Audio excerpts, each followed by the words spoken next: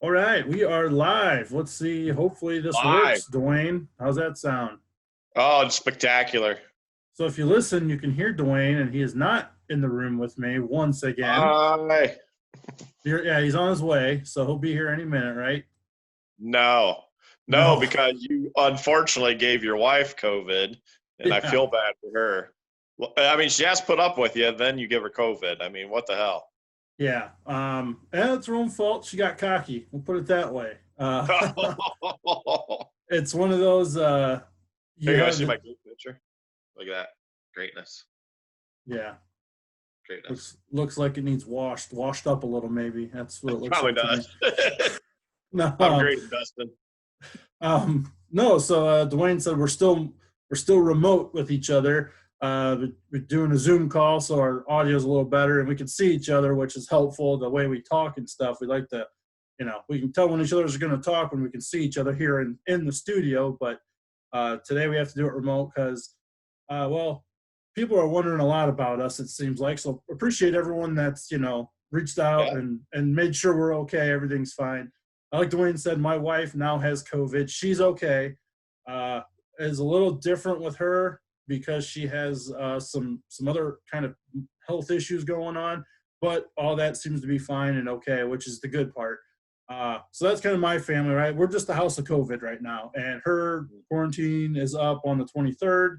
And it's funny because she was free 10 days after my free day, which was the 14th was my last day. She started symptoms on the 15th.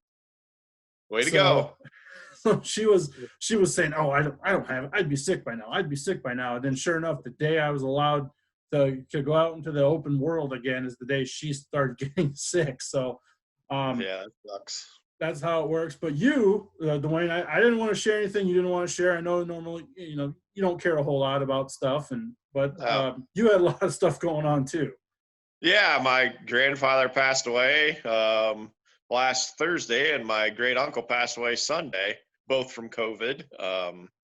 And my grandpa, we had a regular funeral and such, which it's funny because my dad's side was part of the Defiance Speedway, and my grandma worked concessions, and my grandpa helped build the track, and then he owned modified coupes back in the day when that's called.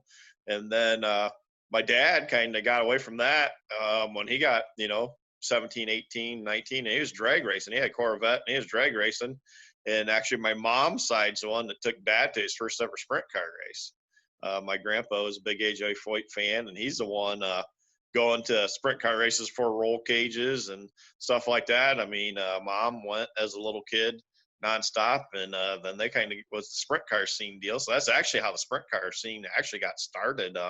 Was on my mom's side of the family, and my grandpa there. So he lived a great life up till the last couple of weeks, and he was happy. And and then my great uncle, he actually used to race a little bit, modified coupes in the day and that. So, yeah, it was a lot of family issues there for sure. And um, just had to make sure mom and dad and everybody was safe during it all. Cause like my dad says, he don't want to be number three.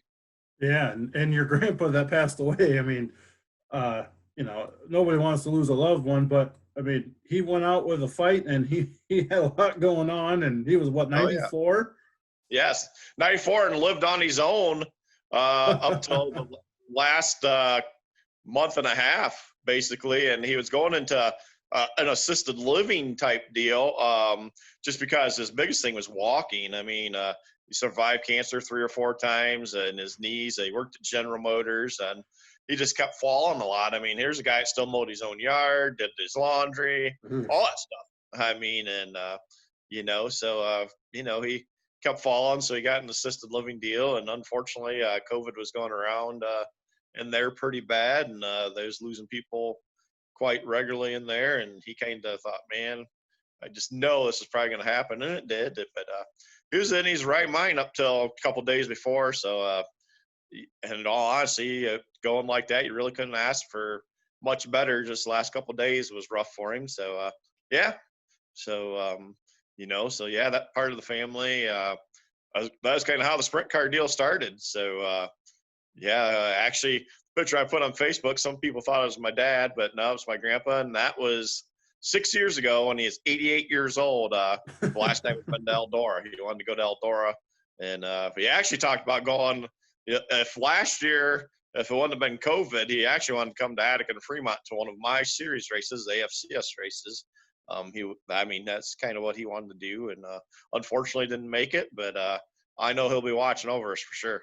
Yeah. So that's why we didn't have, an episode last week. Obviously, I came on, did a little rambling for 10 minutes or so just to kind of promote everything we got going on and kind of let everyone know everything's fine. We're just, taking a minute I here. actually listened. Oh, wow. That's, of course, when it's only 10 minutes, you'll listen, right? Yeah, I know. I actually drove from one side of town to the other and listened. So it wasn't anything official, just something to put out there. And luckily, everything's, like I said, seems to be subsiding now. My house especially. Good. Wife will be over it come, in a couple of days here, and she's feeling better too, which is good. So good. I know you just missed my beautifulness. My pretty face is what you really missed. Well, so the other thing is, even though Duane, isn't too concerned with all this sickness stuff, we obviously don't want to give it to him to come over, because then he's got a business to run. So we don't want it to spread. And if you got to be away for 10 days, or at least now it's only 10 days, isolation, not 14-day.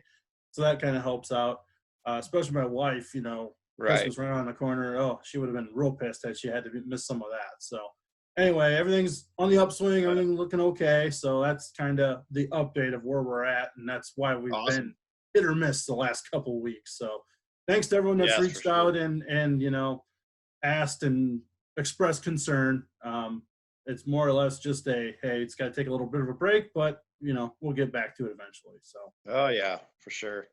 Before we get too far, that's our update. We did want to talk about a couple sponsors we have, Duane, as always. Yes. Especially with all this COVID stuff going on, right? The term essential workers and all that's been happening. Well, our friends in the energy industry, such as the propane industry, are considered essential. It was, I can't remember what day it was. I was driving home from somewhere. Me and the wife were driving, and I happened to see a propane truck in someone's yard going to fill their 500-gallon tank at their house, their whole house tank. We have a bunch of them out here. That's the agricultural,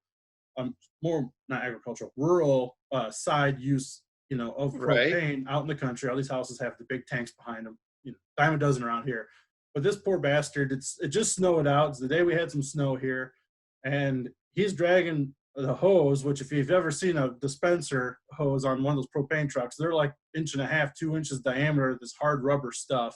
They weigh a ton, dragging the whole thing across the yard, off the reel in the back of the truck. And I was just thinking, I got to mention that on our sponsor, shout out, because that's what people in the propane industry are doing. If you're a propane user and you run out of propane in the middle of the night in your tank, those people do have on call to come out and fill your tank, because no heat is an emergency. And especially right now with everything going on, they are essential and working their asses off. So.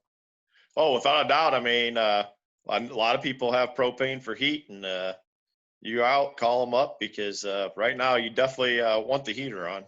Yes, for sure. So that's, again, propane.com, their sponsor. We appreciate them being on board. But all the workers out there in the propane industry especially are essential, and rightfully so. And, obviously I'm in town and Duane's in town. We don't have to worry about it. But, there's thousands of millions of people probably across the country using it and needing it. So thank you to all the propane.com customers and folks out there for keeping themselves essential and, keeping everyone warm.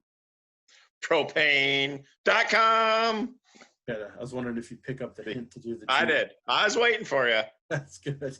Just waiting for you to stop, and I was all over it. Our other sponsor, the Whistle Stop in Sonia, Ohio.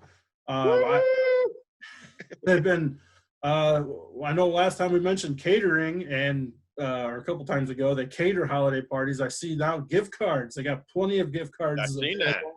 So get over there, call them up, get online, see how you can order a gift card for your loved one. Like I said in a Facebook post, on Dirt Nerds. If you have a loved one that is a frequent visitor of Eldora, if they only go there a few times a year for some of the big races, get them a Whistle Stop gift card, something they can use while they're down at the racetrack. I gotta see if they're open this Saturday, because right now might be planning a little get together party there on Saturday. We're working on it. Nice, there you go. So hopefully. Yeah, so they are friends over at the Whistle Stop. WhistleBarandGrill.com is the website. Find them on Facebook, Twitter, or Instagram, and follow along. See all the specials, all the good food, all the good pictures of food they post. It's definitely appetizing. Hard not to make a trip down there when you see all those great pictures of food. Woo, woo. That's what I'm going to do as soon as I walk in the door. And everybody be like, who's that drunk guy? So just shout it out as you walk in. Yeah. Before we get too far, we do have the Duane decal fundraiser going on. I got one right here even. So backwards, obviously, with the video, but we are selling these bad boys $5 a piece. I'm hoping to turn this podcast into a video. Everyone listening to audio right now, you're probably going, what the hell is he talking about? Well, they're recording this Zoom call, maybe going to make it a video. I don't know. Just trying something different while we're doing this remotely, but $5 a piece. Such beautiful guys. That's what it is. Yeah, we definitely have faces made for radio. That's for sure. Yes. But yes, $5 a piece for those. Just PayPal and everything's on. If you go on our Facebook, Twitter, Instagram, there's posts everywhere with the PayPal link and all that. Obviously, private message us, DM us, whatever on Facebook, Twitter, or Instagram, and we can set you up. But something we're doing, it's part of my Christmas present to Duane. Just trying to help raise a little money for Hoserville, and we're well over $100, Duane. I'll tell you that right now. Awesome. Well, I've been hearing people saying it might be on some race cars next year, and I know that too. Sounds like 3 or 4, maybe 5. I've been getting some people have some interest too, so it could be interesting. Yeah, and that's the thing that sucks right now is we haven't been able to see each other. I haven't been able to give you any to sell if you want, and I know there's people that probably want them from you. And we haven't. For some reason, the guys at work want them. I don't know. I've seen a few people say, "Oh, give me 3, give me 2, give me 4," but they don't message me, so I can't send them to them. So if you are one of those people, it's not that we're ignoring you. You just gotta hit us up and work out the details. And like I said, Duane will have some here eventually. He can sell too if you're anyone that crosses paths with Duane. So yeah, I know a couple of people are they're wanting them, so be interesting. And just so people know, that is a working number. But the best part is, as soon as you call it, it says press 1 if you're over 50, or like 2 if you're not. So it's like I'm screening how old you are before I go in your camper. It doesn't say what it is. It's just like press 1 if you're over 50, press 2 if you're under 50. I'm like, oh great, now they're gonna think I'm profiling women. I think I googled it. I googled it and I can't remember what it said, but yes, like you mentioned, it is a active number, but I can't remember what it was for. It was something weird. So yeah, I don't know. Not too worried about it at this point until I get a cease and desist of some kind. That'll be all right. The best thing is if somebody wants to call and make an appointment, for me to visit their camper and be like, what the hell are you talking about? Oh my God, this is real. You could actually get a hold of Duane. Makes it better. Did want to pass that along. We are still, that's going to go on for a while. I mean, we'll do that all through next race season, whatever. If we keep selling them, we'll keep making them. Not a big deal. So just something we can do to help out Hoserville, Ohio, and injured drivers in our area. Like we said, Duane works hard running that thing, and he did lose some of his fundraising events due to COVID this year. So, just a small way I personally can try to help. Let's put it that way. And hopefully March 6th will be the next auction at Fremont Speedway like last year. COVID pending. Pre-COVID last year, we beat it by about a week. Yeah, we did. So hopefully we get lucky like that again. I know that's kind of deal. It sounds like we're gonna do chili cook-off and auction, and they asked me about us coming up again and doing the podcast. So I haven't even talked to you about that because this was just last Sunday when all this kind of went down. So cool. So I told him, we're not going to try everything we did last time, but I think chili, auction, and if we want to do the podcast, something like that. And think that'll be good. Cool. Random interjection here, since you said you were there, I assume part of the conversation was about AFCS scheduling as well. Yes, because I already have what dates Attica would like, and I presented to Fremont because I'd like to do everyone back-to-back weekends. And so they said they was about 3 weeks away probably from getting their schedule, totally looked at and down. So hopefully we'll have some dates. Just actually had a brand new sponsor come on. I was rushing around today. I've actually, after work, ran and delivered a chair and picked up a chair and all that. So that's why I barely made. That's why I was 2 minutes late getting on her. But I had to check my mail, and because they was nervous. They're like, your check should be there. Your check should be there. Well, it showed up today, so I got to tell them after the podcast, because brand new sponsor. You mean a sponsor that actually paid you? Yes. Those are the best kind. Those are the best kind. Yeah. And might be another new one coming on board here in the next couple of weeks too, and we'll get some announcements out for those too. So hopefully things will be good.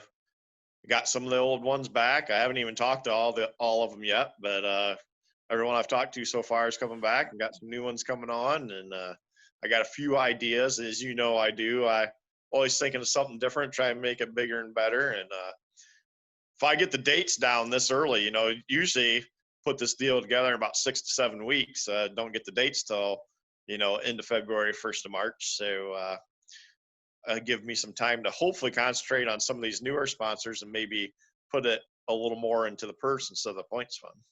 There you go. Well, good. Yeah. I just wanted to see if we had an update. I know. We're getting close. With Christmas time coming, it's kind of hit or miss sometimes. So good thing everyone out there, AFCS is happening and working towards getting a schedule out, it sounds like. Yeah, so pretty close. Probably be 18 to 20 races again. Like we did the first year before COVID hit. So good deal. That's the plan anyways. Cool. Well, we got obviously fan questions coming up, a good amount of those, but we do have a few things since we were off to cover that was kind of, older news, we'll say, but maybe not so older news, just announced today, I believe. Bristol announced they're paying 8 different classes to race down there.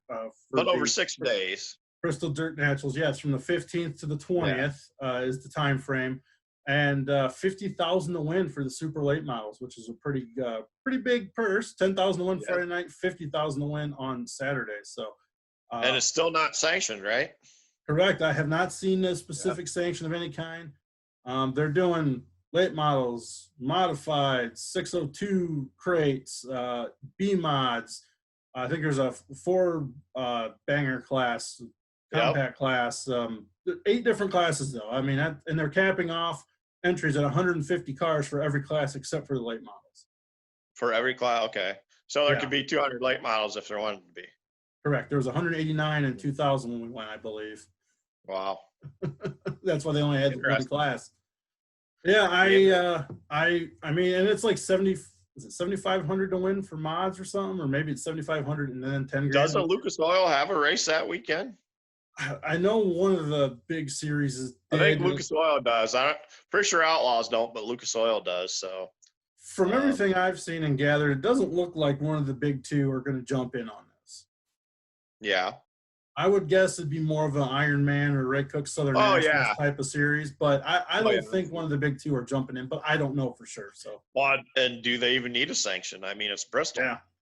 My only concern is I don't know who's running the show, and I could be completely off base. Is it a dirt person? Is it a pavement person? Is it a Bristol money grab? I don't know. So it could be a giant clusterfuck. Hey, I mean, to be honest. Do not ask for something you don't want. You'll be getting a call. Hey, Elliott, you want to come run the show? I mean, the price is right. Yes, I do. But the Dirt Nerds podcast by propane.com. Bristol. Yeah, presented by the Whistle Stop, powered by propane. Yes. It's just, we've all seen it. Like when they did these back in the day, it was one class every. The sprint cars was only one class, right? It was just sprint cars. The late models was too. And it's just, if it's someone involved in dirt racing who's used to an efficient type show, that's who they're going to need to get through all these cars and all these classes. But I just don't know who's in charge, who's running it. I feel like Neither do I feel like we're kind of already on the I don't know. I'm already on the doubtful side. I'll put it that way because when you don't Well, track have prep's gonna be huge too, because one, yes, it's unique to do it when the dirt's on top of the pavement. It's got to take special track prep, and now you have 8 classes of cars yes, over 6 days. yeah. Um, then you're gonna race NASCAR on it like the week after.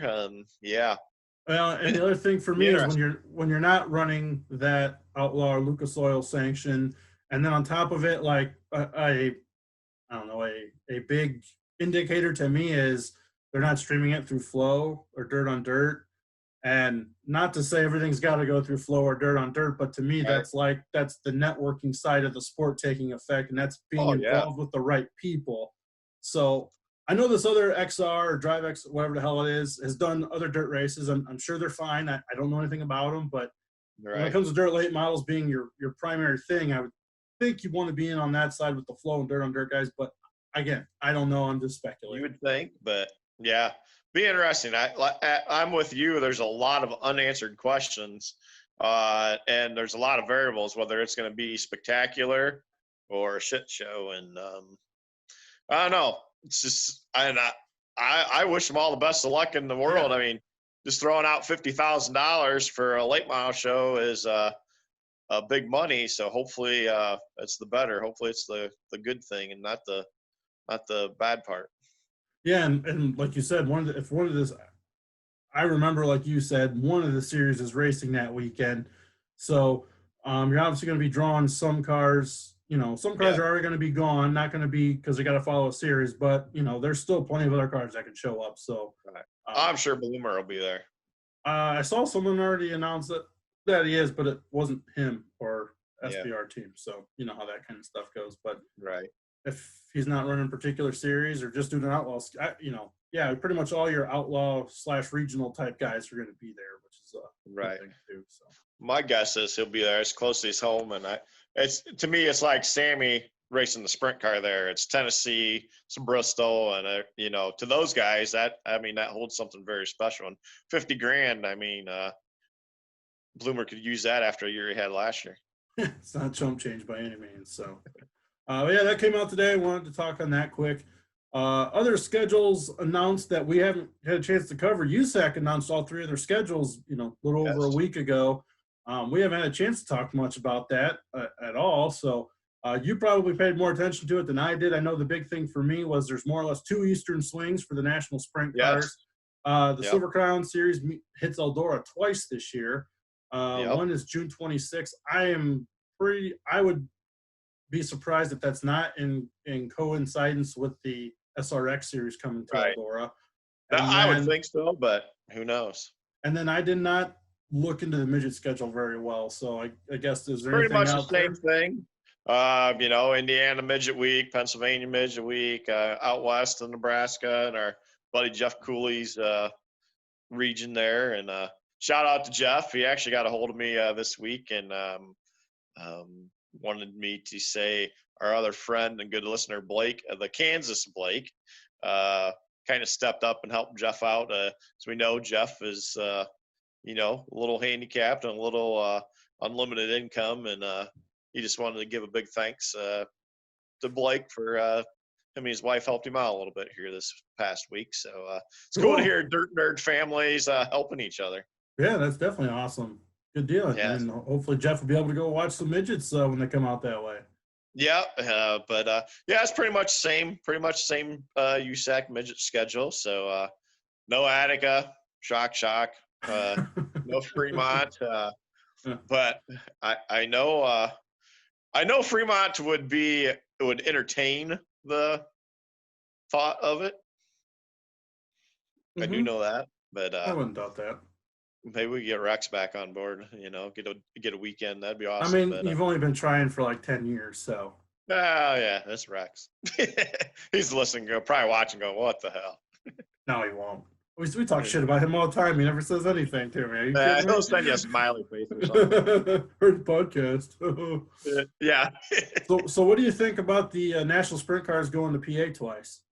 I think it's a good idea because I mean Eastern Storm is huge. They get good crowds. Car counts has been good lately, and they missed out last year. And I think they're doing it right. They're doing it in April, and then And the different regular tracks one. too. Yes, yes. That's a Actually, big I was one. kind of looking at that April one pretty solid.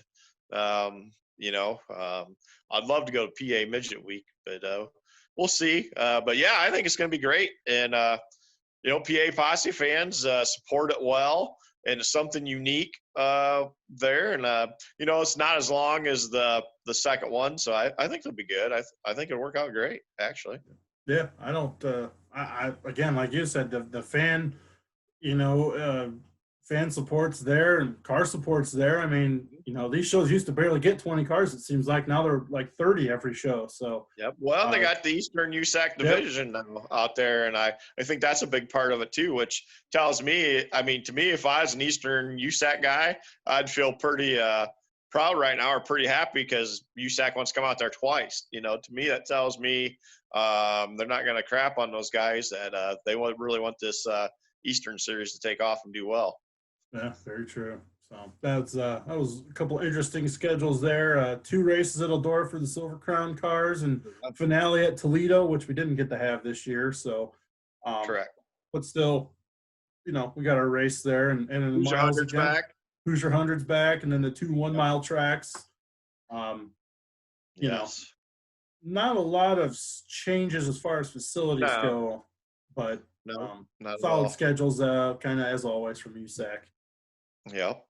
One that did kind of have some changes and some eye openers was the ASCS Sprint Car Yes. Series, coming to Tennessee, coming to Pennsylvania for some extra stops, visiting California finally. I know we had Brian Yes. Hulbert on. He said Ohio and California are kind of the most, you know, or maybe it was Pennsylvania and California are kind of the most requested states for them to visit. And California's finally on there. Pennsylvania got some more dates, and Ohio we're still screwed, but Michigan's got a couple dates. Yeah, Michigan and Indiana, Circle City, the new racetrack, a big 2-day show there at the end of August. So, yeah, I think it's the most races they've had in a while. What is it? Almost 70 races, 64, Yeah. 60. I think And it's then 64. And I know we have a question, but they also go to Tennessee for a stop as Yes. well. So Yeah. that'll be cool, and that's pretty cool to be demand. I mean, like we said when we talked to Brian last year pre Chili Bowl, you know, seems like the ASCS is another tour that has some high demand to get to some of these Yeah. tracks in different places. So that's always good to see, and see them to They have try to get to they those have a tracks lot of good too. 360s follow them, you know, a lot of good 360s, and they pay good. So, yeah, it's amazing to me that they're in that much demand, which is good. It's a great deal, and it's good to see them expanding some. Hopefully, that don't hurt their full-time travelers too much. Don't sound like it will, but hopefully they'll pick up some cars too. Yeah, it's cool to see them kind of coming to some new areas. The other couple things, couple track schedule announcements were released. Not so much the events, but more of the payout. Port Royal and Williams Grove both released their schedules last couple weeks. Some big things there. Obviously, Port Royal and Williams Grove have the same big events that they've had over the years: Yeah. National Open, Tusky 50, Rumble by the River now for the late models. But Port Royal announced that no late model event will pay less than $3,000 to win. So Yeah. regular weekly show is now $3,000 to win. And Williams Grove announced that no weekly sprint car show will pay less than $5,000 to win. Yeah, that's huge for local racing. And yeah, Port Royal has a lot of huge shows too for sprint cars. And yeah, I mean, they're really stepping up, like I said. And there's a lot of Pennsylvania or Williams Grove shows that pay like $6,000 to win. So I think most of them pay like $5,500. yeah, yeah. So it's going to be big, and it's going to be interesting. That's why you get guys like Kerry Madsen that's running out there full time now this coming year. Yeah, and Port Royal also re-upping the short track Super Series Big Block Modified race for $53,000, I think, to win. Yep, $53,000 in October. So, man, just kind of putting the pedal to the metal out there. It seems like huge races at Port Royal for sure.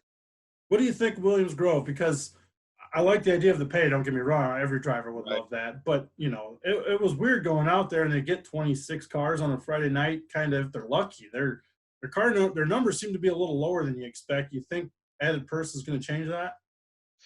You would hope so, but I don't know how many cars, more they can get. I mean, you got a few, but you got some of those teams dropping off. Then you got a few there. I mean, mid 20s is about what you get at all the PA shows.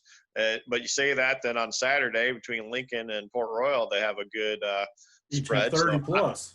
Yeah. So I Weird. think I think it could get there. I mean, Rolling Grove has took some crap for weekly track prep, but I think they're going in the right direction. And every time I've been there, I've never seen a crappy track. It's always been good. So I don't know. Obviously we're not out there every week. So Yeah. I think it'll be good. I mean, I don't know how it couldn't increase car count. I mean, because that's good money because they've paid some on through the purse too. I mean, I think it's paying more per start per race too. So, I mean, that's definitely a way to do it. And hell, you're up to all-star purses or more basically every night. Yeah, it'd be good.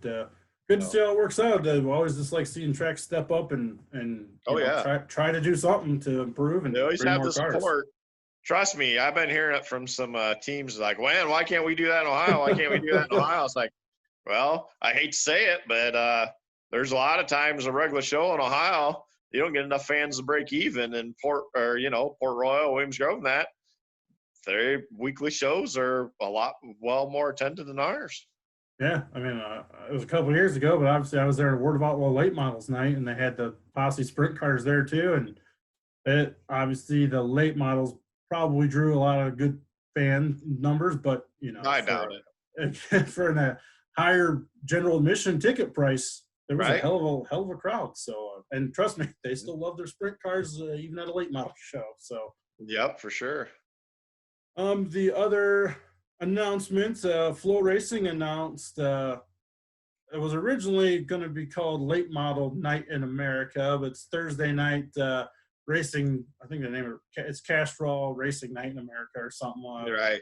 Pretty much midweek shows paying anywhere from 5, 10, and then I know there's a 20,000 to win. Atomic's got a 20,000 to win, like Wednesday night show. Yeah, like in April. But April 21st. A few races. I don't know, 8 to 10 events. I can't remember particulars, but midweek big time shows. It looks like, and all on Flow. Yeah, I think it's a great idea. I mean, when you're the only ticket, hopefully that night should be good car counts. Fans want to come out, should be a good fan count, and put it on Flow. I mean, really can't ask for a better deal. And yeah, Atomic, 20 grand right out of the gate, April 21st. So hopefully it gets support. We've always talked about Ohio late mile drivers and traveling. A lot of them seem stuck in their, home tracks, and 20 grand. I don't know what the purse will pay on throughout, but 20 grand is a hell of a chunk of change for a Wednesday night show in April. Yeah, we'll see. We'll see how it goes. I know like Fairbury, obviously, and those kind of tracks that are on the schedule aren't going to have an issue getting a bunch of cars, but no, we'll see. Yeah, Atomic, Ohio's kind of a pain in the ass state for late models too, just because we have a UMP area, and then we have a couple other areas doing their own tire rule game. Yep. So it's kind of hit or miss, but hopefully it's well attended, well supported, and something that stays for years to come. Devin Moran will be your winner. Marking it down right now. Tyler Erb? No? Devin Moran. I like Devin. Had him on the show. Great guest. Turbo's one of those guys. He's racing anything and everything, so I could see him popping up. Oh, yeah. One too. His type of track, too. Yeah. Other news going on. You mentioned one, the Barshinger, right? Am I saying that right? 24? Yes. Kerry Madsen in Pennsylvania full-time 2021. What do you think? Yes. That's a great addition to Pennsylvania. We'll see if he stays out there.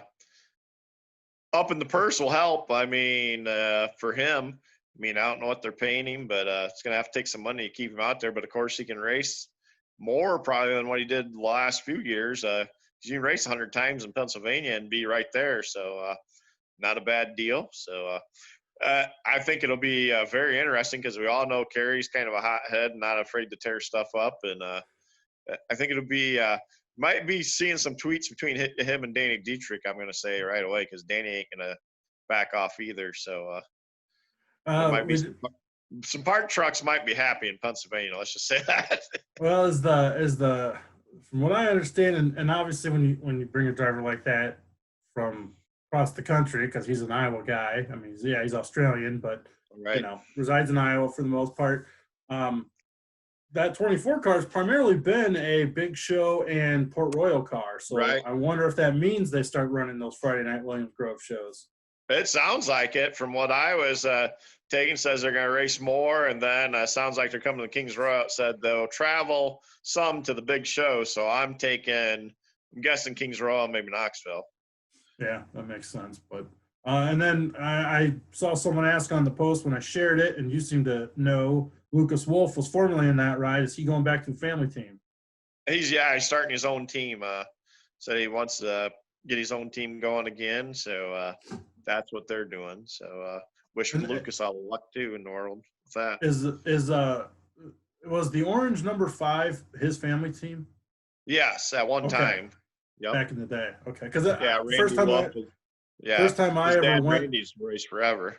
Gotcha. First time I ever went to Port Royal, he was in the orange number 5, and Yeah, then obviously all the other big timers, Mark Smith and Zemco number 1 and all that. But yeah, shortly after that's when he went full time outlaw racing for a few years there.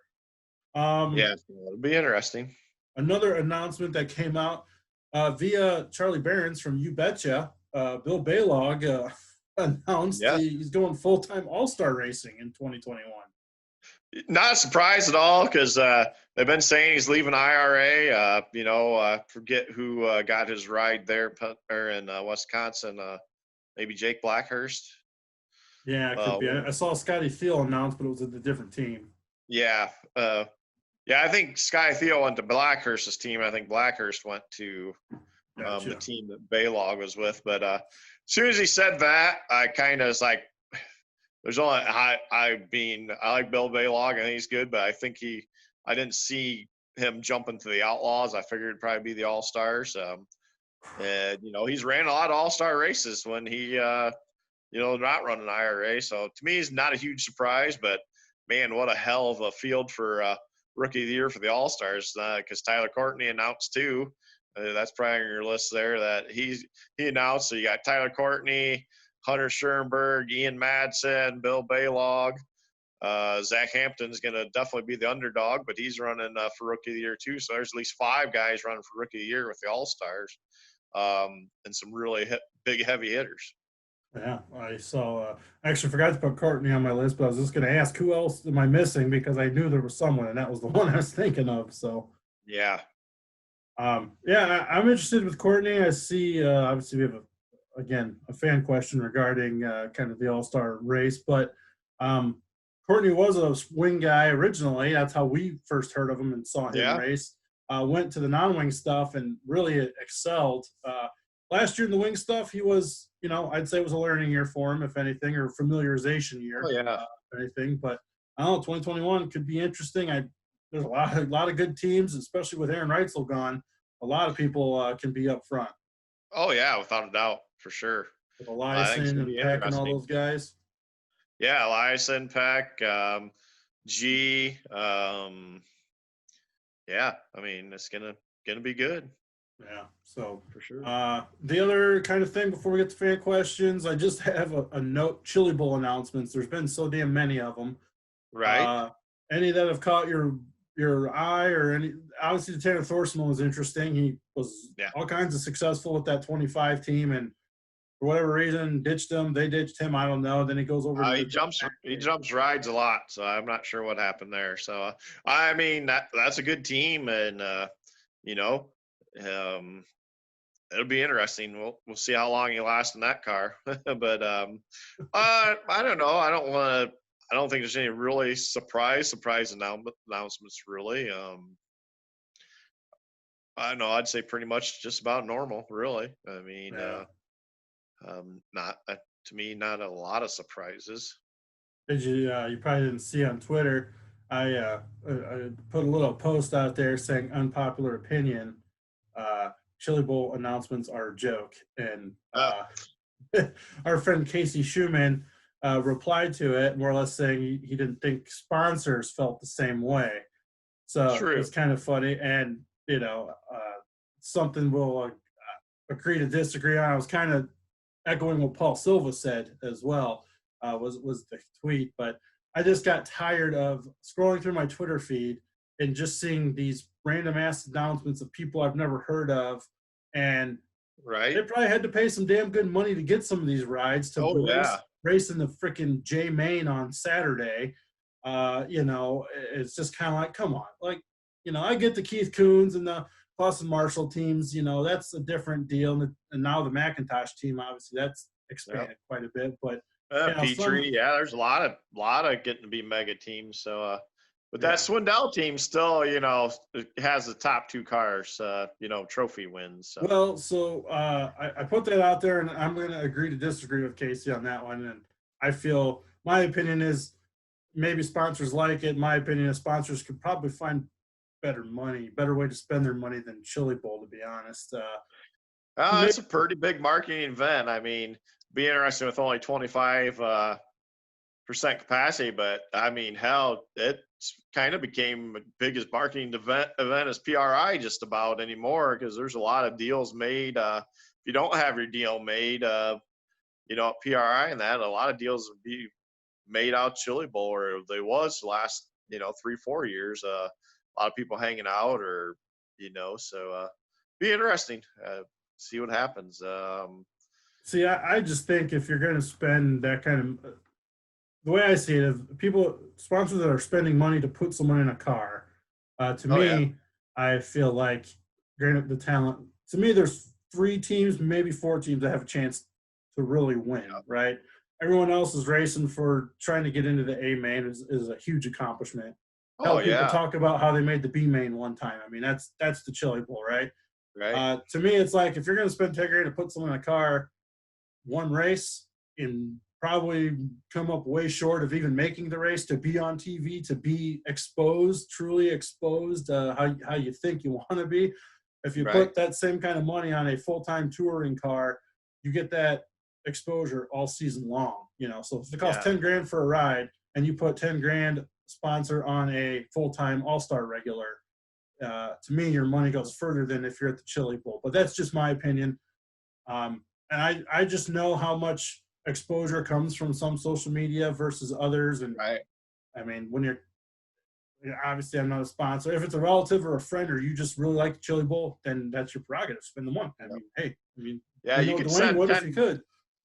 You can send 10 grand to ASCS, AFCS, Ag Fremont Championship, Sprint Car Series. Send it to us, and we will definitely get you a lot of exposure. Well, and Dan Half up Stone. Dirt Vision's back for Attica, and I know Fremont has been talking maybe to some pay-per-view deals. Not sure if anything's going to happen there, but they've been entertaining the idea. So at least half the shows are going to be on Dirt Vision again. There you go. Well, my thought is, I was going to say, Dan Stone, big brother, late model driver out of Yeah. Pennsylvania, replied and said he'd be more interested to see the announcement also say how much that driver paid for the ride. Uh, Right. and he says because he can't imagine why some of these guys pay that much money for that little to win. I mean, 30 grand seems like a lot, but in the real, for one race, as much as some of those cars cost, it's really not as much as you probably would think. Oh yeah, for sure. So another question for you, Mr. Sammy Swindell fan. Yes. Race the champions at Chili Bowl. Yeah. It's not the race champions if Sammy ain't in it. I knew I just had to say it. I didn't have to. And I think it's bullshit too. Don't get me wrong. Like, Yeah. because it also leaves Damian Gardner and Tim McCready out of it too. Right, exactly. It's like, okay, it's the Chili Bowl race of champions, and I know they want to spice it up to get the young talent there, but what about the guys like Sammy? He had a good deal about it. Said, I've supported them 30 years. You got the most drillers, and it's supposed to be the race champions of the Chili Bowl, not the all-star race of midgets, basically. And it's like, how the hell do you have a race of champions and not have all your champions in it? Yeah, and I mean 3 World of Outlaw championships to top it off too. Yeah. Well, and look at T-Mac. I mean, yeah. Jesus criminy. So on Chili Bowl, one's World 100 and all that. I mean, big block modified races. I mean, he kind of is coming from your neck of the woods to say, and he deserves to be in it. So is Damian Gardner. So be interesting. they said, well, that's not necessarily how it's all going to line up, but they gave the criteria. But I mean, if you have race champions, you don't have all the active champions in it that are racing, then to me, it's just an all-star race of, what, I mean, nothing against some of the guys that are in it. Spencer Basin was a name that come up. It's like, okay, yeah, he's got like third in the preliminary night. Okay. Yeah. Ken McIntosh won a preliminary night, but still, okay, winning a preliminary night's all right, good, especially for his age. And I was there. I like Cannon, but some of these guys, I understand some of that. But man, it's like, how do you leave out, especially Sammy with the most wins? Yeah, and I mean, so T-Mac also has a Word of Outlaw late model championship, and Damon Right? Gardner has, national USAC national sprint car championship Yeah. and CRA Yeah. championships out in California. So to me, that's to me, the Chili Bowl is only one event. So I Right. don't know why it wouldn't be past winners of that event and Yep. champions in other national touring series. Exactly. Yep. So if you have each credential, good for you. You're in no matter what, Right. But if like I don't know, like a Sam Haferteef Jr. signs up to race, he's got ASCS national championships. He hasn't won the Chili Bowl, but he's a champion of some kind. Right. Exactly. National Yep. tour. So yeah, Yep. I thought that was kind of, I can give you shit about Sammy, but obviously when you think of the Chili Bowl, the last name is Swindell. What sticks out to you? Yeah. It's been Kevin Anson. I like Kenny Wallace's tweet about it. I didn't see what it said. He was good. He goes, and he was joking. He goes 100% because he retweeted Sammy. He's like, how does a guy that's got the most wins and supported the race for 30 years and, has two cars a lot of times and the top two cars to get, the most wins between the two cars, how's he not getting race champions? And Kenny Wallace retweeted like 100%. He goes, it's not a champions race without Sammy. He goes, plus, who else is the crowd going to boop? That's true. That's very true. I figured you'd like to discuss that topic, being Mr. Sammy fan. So that's right. Do you think it's a little rubbish that he wouldn't be on it? Some guy giving Sammy shit on Twitter, and it's funny. That's what I love about Sammy. He just called him out. It's like, well, what's your resume? The guy's like, well, I won as many shows as you did. And Sammy's like, pony up, son. I say that, pony up. Like, come on out. Let's race. Yeah, that's was a guy, I know you're gonna find it hard to believe, but he had a lot of NASCAR stuff, and he was showing all of his fandom NASCAR stuff. So yeah, and I'm sure he knows more about the Chili Bowl than most of us. And I'm sure he's probably got 126 followers on Twitter or something. Right. Sorry, I had to respond. Someone just bought a hat and T-shirt bundle from us. So. Sweet. Are they watching live? Say hey. No, we're not streaming live. We're just recording. So. I know. I know you're so good with technology. I didn't know if you knew that or not for sure. Yeah. So I know that part. Any other news, or I'm sure there is, that we're missing before we get to fan questions? I would say another scheduled deal.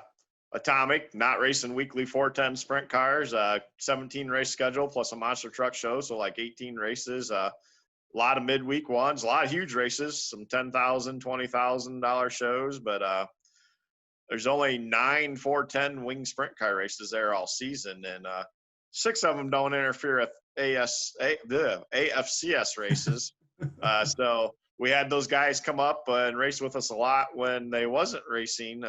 So it'd be interesting to see what happens there, because I don't think they'll have a points fund with, a lot of them are fast sanctioned. So I don't know.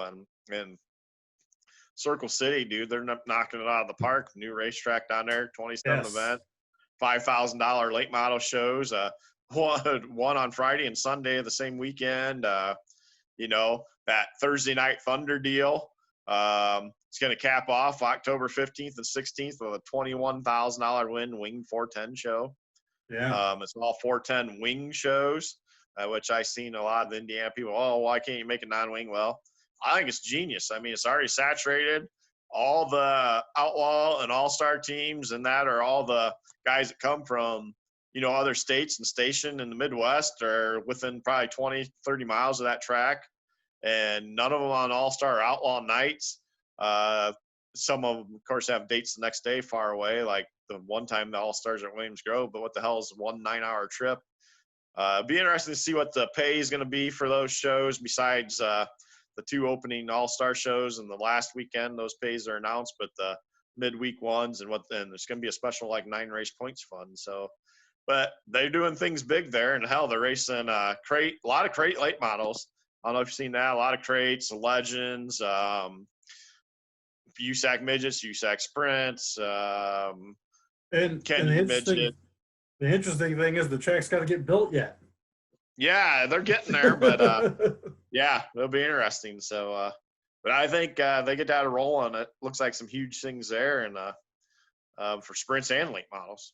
Yeah, they can definitely have a successful go at it if everything goes right. But yeah, keep an eye on it. Yeah, thank you for bringing that up. I forgot all about kind of putting that out there. But yeah, I did see they're racing late models, so I was excited to see that. Yeah, a lot of crate shows too. They got crates and legends, and I saw the $4 Crown Vics, and I saw the $5 to win super weekend that they're having. Yep. Yeah, and they got a few other super late model shows too. So a lot of crate shows. They got some Sunday crate shows, and so I have not dug deep into everything going on there. Obviously, I've just seen a few of the major posts, so we'll keep an eye on that for sure. Ugh, got the burps. All right, next segment, we'll go into some fan questions. How's that sound? Yeah. It's probably really pissing you off. Questions. It's probably pissing you off. You're on your phone right now, isn't it? That you can't just like text and stuff. I got a text actually from one of my drivers, but I don't know what it is. It looks like a picture. So he's a Browns fan. So it might be I was getting mouthy with another Browns fan earlier. Might be about that, or I don't know. I'm not sure. That sounds Maybe about like he's talking shit about something too. I don't know. One of my good drivers that we talk a lot, and we haven't lately, but that sounds like you.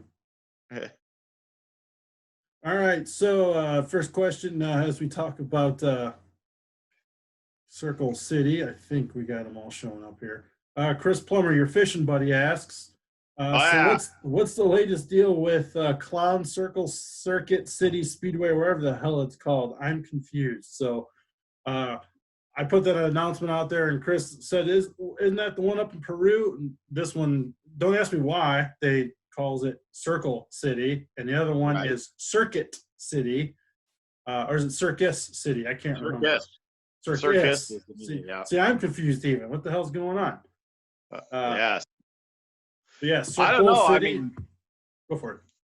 I guess because of Indianapolis. I mean, I don't know how they came up with the name, but it's right. It's in Indianapolis city limits. The first time they've had a winged dirt sprint car show, I think, in like 25 or 28 years, it said in the city limits, since the fairgrounds had the World Outlaws. So, yeah, I'm not sure, but it does get confusing. Circle City and Circus City, I've even confused a few times, but it's not that other shitty parts store that you talk about a lot in text to me, Plumber. You know, that I get into the bone cone, something, I don't know. Nice. So that's what's going on, Chris. Give it the program. Circle City, man. Put it on your calendar. All right. Jason Schick asks, and Jason actually just got a t-shirt hat bundle sent out to him today. So thank you, Jason. And he bought a Duane camper decal too. So awesome. So thank you, Jason, for supporting us. We appreciate it. Jason asked, who's your pick to win the championship at the All-Stars this year? My pick is Tyler Courtney. It looks like they have a great group of regulars this year. Yeah, I mean, Courtney, I think, is going to be tough. I don't think it's hard. I mean, he's been running good, but I don't think first year on the tour, never know. I mean, I think he'll be up there. I think he'll be top 3, top 5 pretty easily. But I'm saying Corey Eliason. He's been up there with Reitzel the last few years. He's stuck on the tour again this year, I think, to win a title or try to win a title. And I would say he has to be the favorite, I mean, going into it, because he's been right there tooth and neck with Reitzel the last couple years, and actually kind of put some pressure on him this year till the last couple of races. So I say he's going to be the man to beat for the title. Yeah, I'd agree. Eliason would definitely be my first pick as well, especially the funding, the backing they already have. Yeah. Reitzel, like Dwayne said, was the king of the mountain there for the last handful of years, and Eliason gave him a hard time last year. But I think 2020 is probably going to be the year for Eliason, just especially with Courtney's. He didn't run full time sprint cars last year. He ran a Right. lot of sprint cars first year on the tour, and then you got a lot of other guys new with teams. So like Justin Peck and the Boop team are together Yep. this year. They're talented as anyone. Don't get me wrong, but you got to get some new chemistry and stuff built up. And I Yep. think Eliason's kind of got the deal already set up and So, ready to go. So I mean, if Eliason, snoozes a little bit, Courtney could be up there, and I think Hunter's 100%. Hunter Schoenberg, I think, is going to be kind of a sleeper in there, and Bill Baylog. I mean, Bill Baylog knows how to win points titles. Obviously, he's got 10 IRA titles. mhm. And points racing for a title is different than racing sometimes because you got sometimes if you got a third place car, you got to settle with that and not destroy stuff. So, and Courtney is starting to learn that. I've seen a big. I don't think he had that in his head a few years ago with USAC, but I think he really learned that this past year, and so it'll be interesting. But I've still, to me, it's going to take a lot to beat Corey Eliason for the title. I didn't know the word "learned" had a T in it. Learned, learned. It's my Uh, favoriteest. I knew that was coming. Thanks, Jason, for the question. Next question, Tony Harshfield asked, "What's up, Tony? Right, Tony? Uh, will Attica and Fremont ever go to the IMCA? Jesus Christ, fucking burned at the stake. Way to IMCA go. Race Saver 305 rules. Be nice to get on the same page with other areas, such as Indiana, Pennsylvania, etc." I personally don't think they will. I mean, we still got 30 cars, 30 to 34 cars that run both tracks, and they swap parts with 410s, and some of the guys move up. So, I mean, look at Tyler Street last year. Rumor is there might be a few guys moving up this year. Don't know for a fact yet, but rumor is a few might be, and a few new ones coming in. So, I mean, yeah, the race saver thing, I get that. But we have a lot of engine builders in our region, and like Level and Dressman started out as 305s, and Level does a lot of 305s. Same things with Griffs. They do 410s too, but Griff and Level basically did a lot of 305 stuff. So, and Kistler and Dressman kind of took over the 410, but they all still will do 305 engines. So I I don't see it changing. I mean, there's a few of the smaller teams that's talked about it, wanting to put a push to make it happen, which I understand because it's hard to keep up when you got a few budget teams. But then you got a guy like Paul Weaver that's got a car that's how many years old and still winning in it. So, yeah, I just don't see it happening, to be honest. I could be Yeah, wrong, but I there's not. think I've never heard either track talk about it whatsoever. Yeah, I think our roots are a little too deep into what we're doing. Until you start seeing car counts struggle, I'd say we're probably not going to see that direction.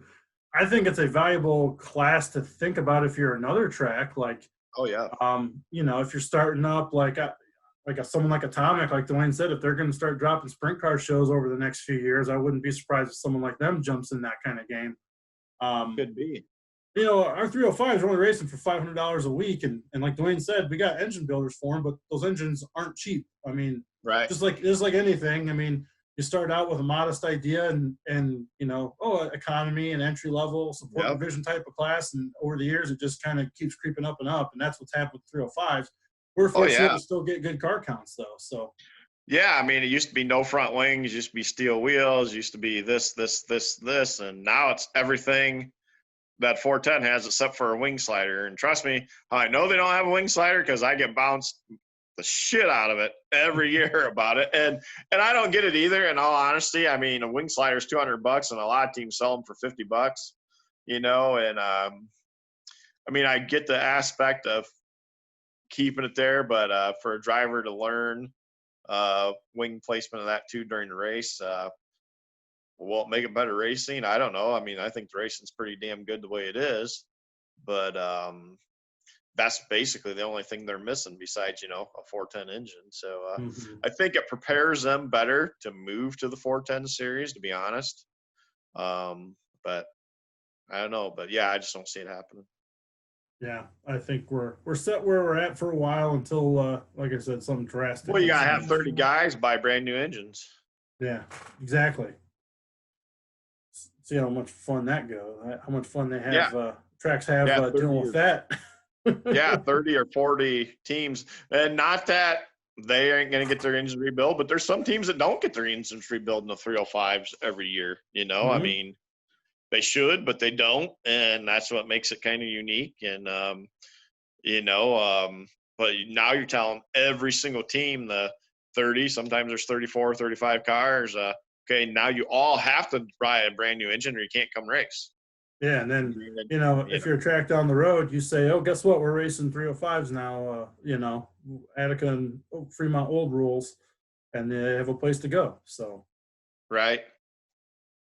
but good question, Yep. Tony. Definitely something to keep on the radar. The IMCA race saver class seems to be pretty legit. So, pretty cool to see it growing in the other areas, like you had stated.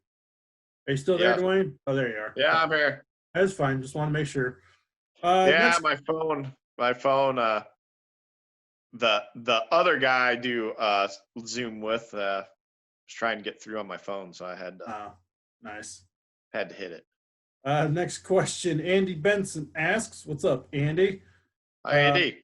uh, loyal Wayne County Say, attendee. What's yeah. going on between the All Stars and Wayne County? 2 years ago, they were the fallback for Speed Week. Now they only get one date? Question mark. And I Yeah. know we've talked about this before, but Dwayne, go ahead and give the synopsis. I mean, supposedly some of the big all-star drivers was complaining about the track, not being able to see about the rocks and all that. And there's some differences of opinions. And yeah, I mean, to me, it's a shame because the all-stars there draw an awesome crowd. Of course, Pete Jacobs Memorial had a big crowd without the all-stars. So, but it's good to see him back on Speed Week. I was kind of really shocked that there wasn't more shows there, but I think they got good support for their big shows without a sanction. So be interesting. But that's basically what it was. There was a little tiff from what I hear about the all-star drivers saying they couldn't see and too many rocks, but I don't know. I was in Wayne County a couple times there mid-season on, and it's the best I ever seen the track. So I don't know what they're talking about towards mid-season on because it's the best I ever seen it, and excellent condition and excellent racing over there from what I've seen. So hopefully they'll get their differences of opinions ironed out, and maybe the Speed Week's a test. And if it's like it was the last half of the season, they'll add more shows. I don't know. It kind of shocked me, but it's glad to see this back on the Speed Week for sure. But yeah, I think, and I'm sure Andy knows a little bit too, because I'm pretty sure Andy wheeled a sprint car around there quite a few times too, back a handful of years ago. Yeah. Thanks for chiming in, Andy. Good to hear from you, man. Brandon Unverfirth asks, Hi, Brandon. typical Brandon question. A little bit of thinking's got to happen on here. So I like it. To test I our know. Yeah, minds, it's good. I like it. my feeble Uh, little mind. let's say you were given a bank of unlimited funds to organize and create a national racing series. What division would you choose? What region would you focus the majority of your races to be located in? What type of format would you use, qualifying, pill draw, etc.? Also, if you had the choice to a particular streaming platform, which one would you choose? Interested in hearing your responses. As always, keep up the great work. Well, thanks, Brandon. So, Oh, National Touring Series, unlimited money. Dwayne would love inverts as a format. And who that's you right. get to stream it? Who do I get? Well, you didn't say what division, did he? We got to He pick said division. you picked a division, whichever one you want. Mine would be midgets, and I would do a Ooh, World Outlaw payout. 10,000 to win, 1,000 Jesus, to wow. start. It's unlimited, baby. Unlimited money. And tell me that you couldn't get a damn good midget deal. I mean, they're racing for peanuts compared to the other divisions. In all seriousness, their engines are just as much as sprint car engine almost, and they're racing for like 3,000 for most of the USAC shows and that. Dude, do a 10,000, do a World Outlaw points fund, World Outlaw purse. I would keep it pretty focused to where the same way it is right now. Pennsylvania, Indiana, California late in the year, but I would add a mix of Illinois and Wisconsin there, kind of like Power Eye. Some of those tracks would be run for 10 grand. I think you could have one hell of a series if you did midgets for huge money like that and kept it.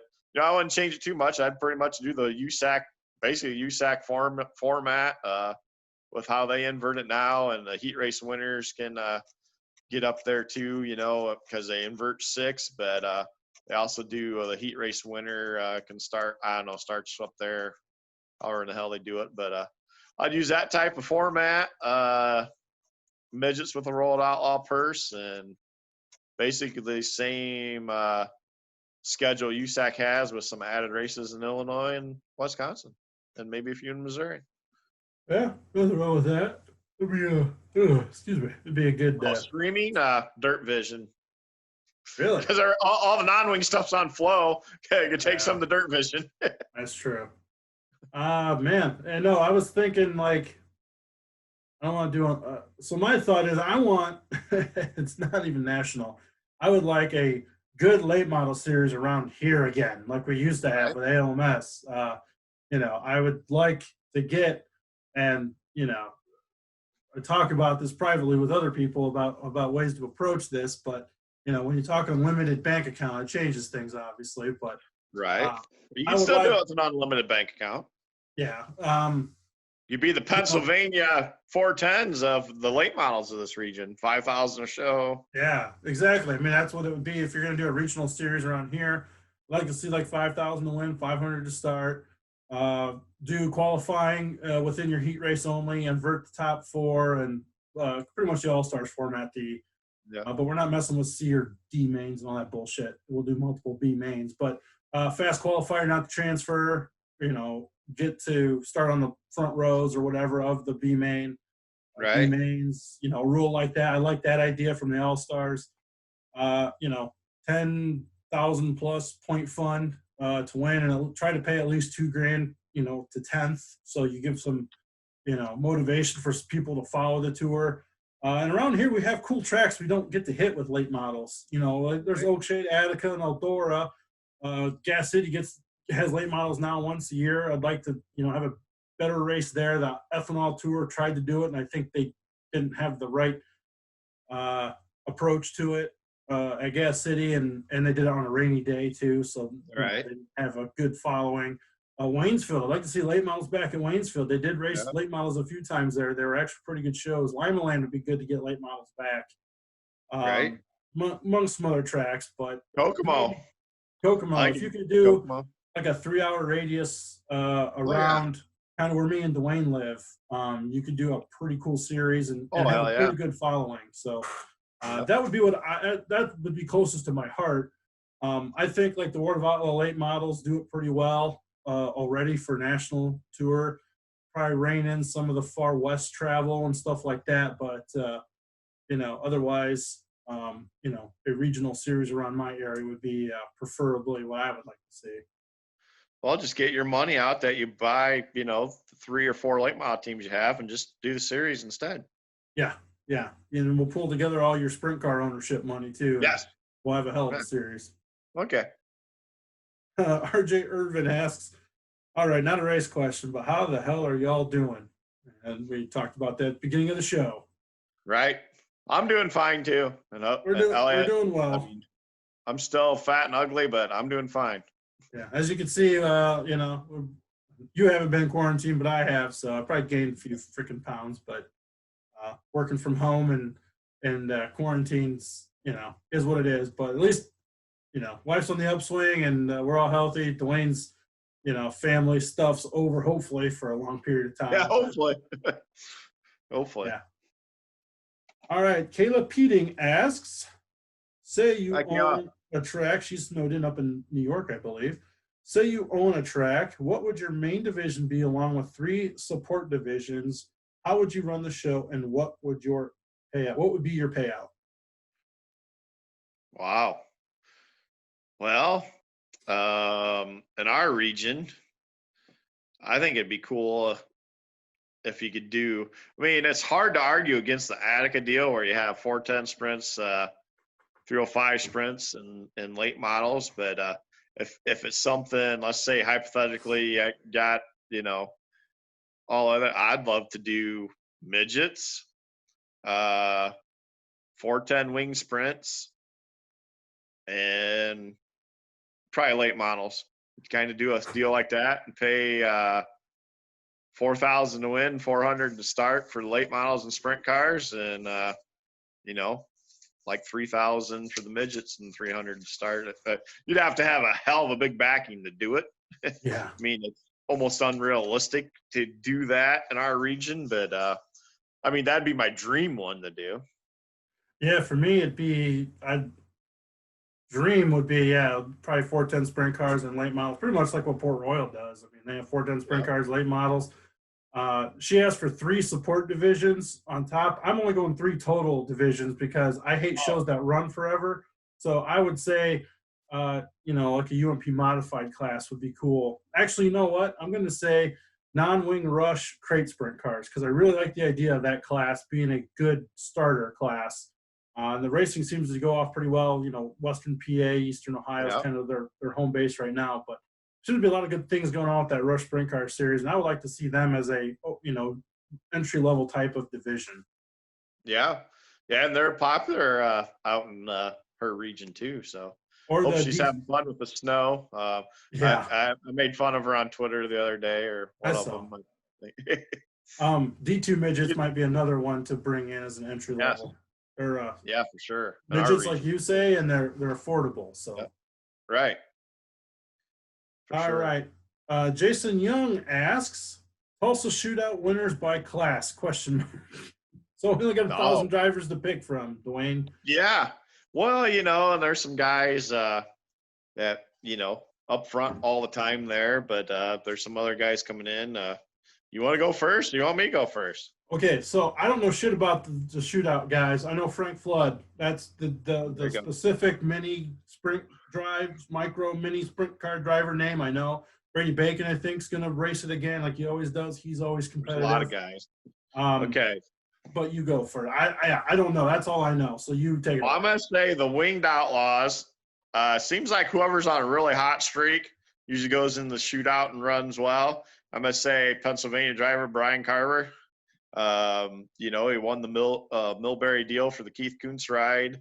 Millbridge, Or Millbridge, yeah. What did I say? I don't know what I said. Millberry. Millbridge, Mayberry. I don't know. Speaking of, we forgot to talk about Millbridge. Yeah, there wasn't much to talk about.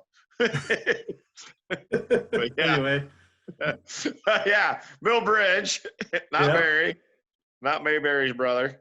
I'm gonna say Brian Carver. I mean, he's ran up front before the shootout.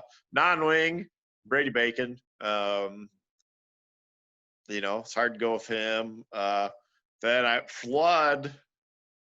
I think they have Class A. Flood he'll be up front in the Class A. Then I know they do stock wing or stock non-wing and restricted A. Hell if I know. Yes, I'm gonna say a name that's been sticking out because I watch and pay attention because some of these guys get Chili Bowl rides and kind of Mm-hmm. sleeper for my betting pool.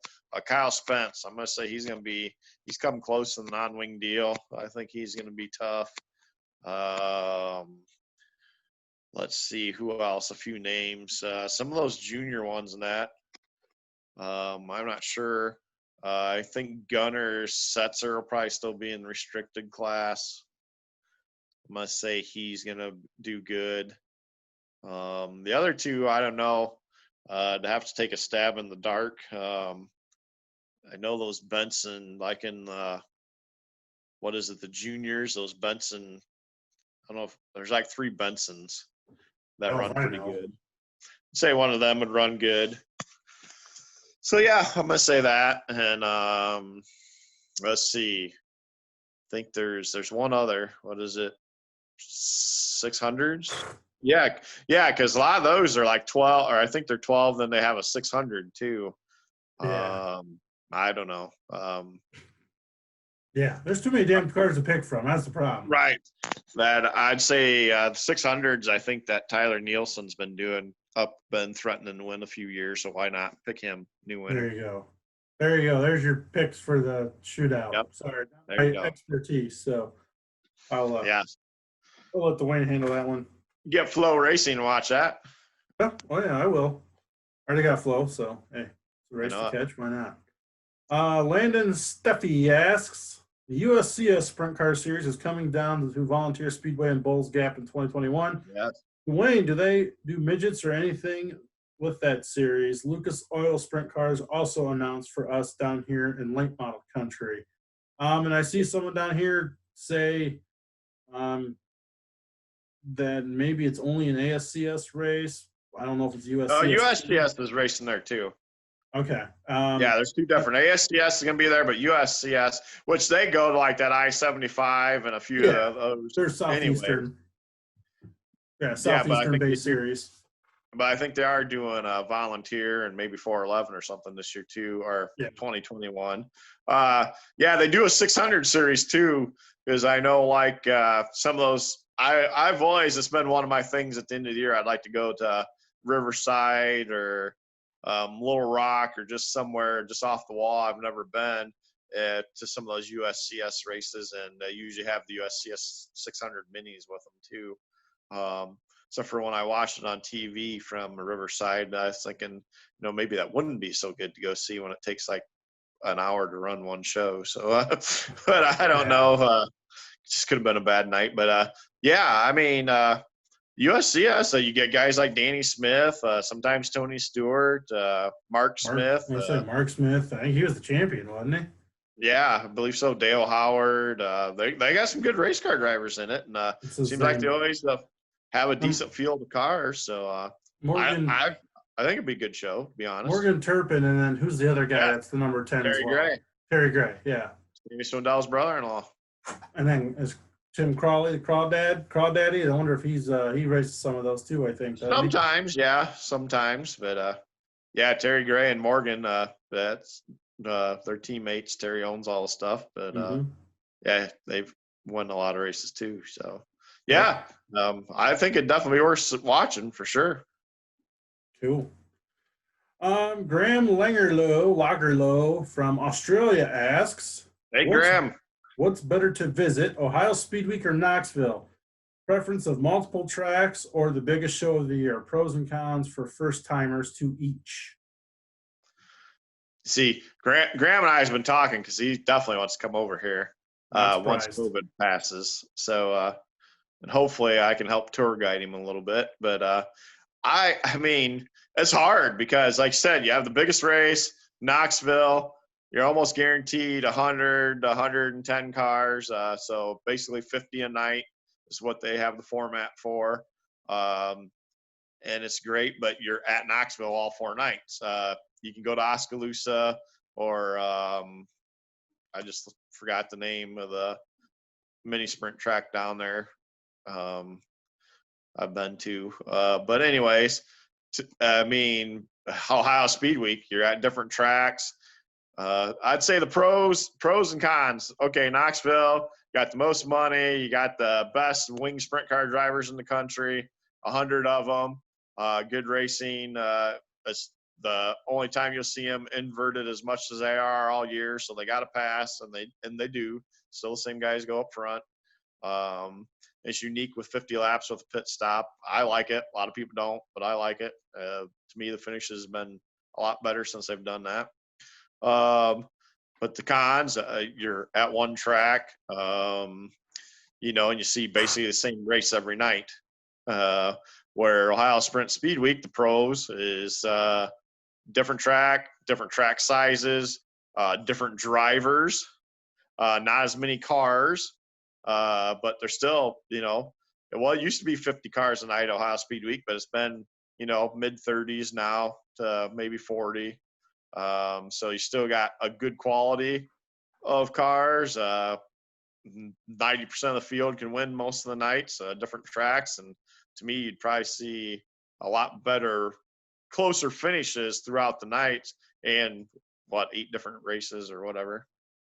Yeah, and I mean, Kyle Larson's at both, really, usually, Right. So like, and then you get some, your Danny Dietrichs and stuff like to come over for Ohio Speed Week to start.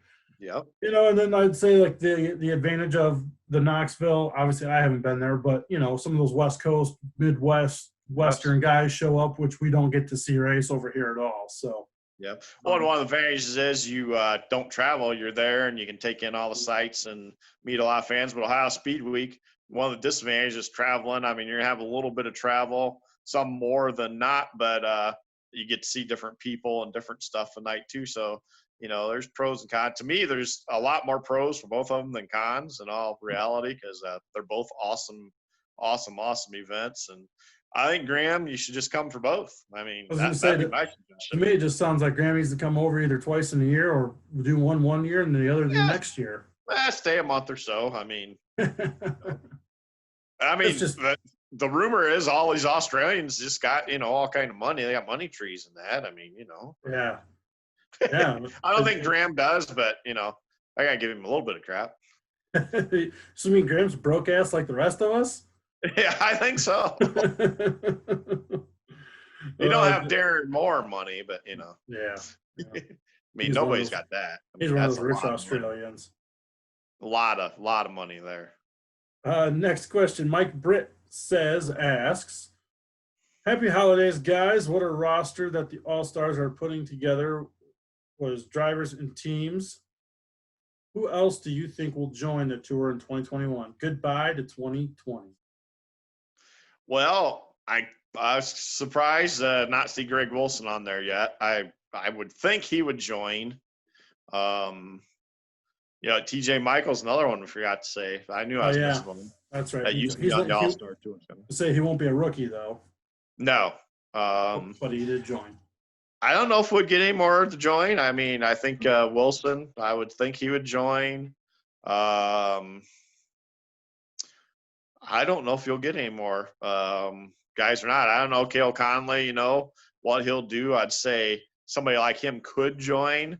I don't see it happening, but it might. I mean, West Virginia Motor Speedway is right there in his heart, literally right across the road from his stomping grounds, and he'd have to miss some of the shows there, I think, and I think he's planning on all those maybe, but well, I don't know.